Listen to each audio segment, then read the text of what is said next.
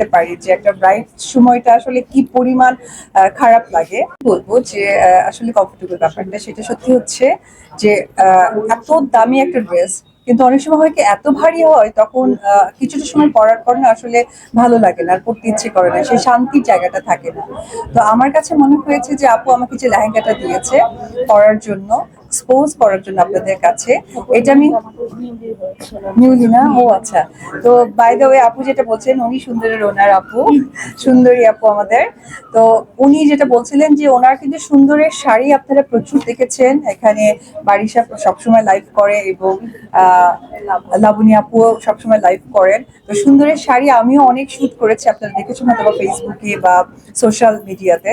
এই first time উনি লেহেঙ্গা আসলে নতুন ভাবে লঞ্চ করেছে, যেটা আমি পরেছি। আমি এটার মধ্যে যে ভাইয়া প্রশ্ন করলেন আমি সে উত্তরটা দিই, এত কমফোর্টেবল, একদম লাইট ওয়েট। বিশেষ করে ব্রাইডাল যারা বউ সাজে, আমার কাছে মনে হয় যদি আমরা ব্রাইডাল শুট করি আমরা ফিল করতে পারি যে একটা ব্রাইড সময়টা আসলে কি পরিমাণ খারাপ লাগে।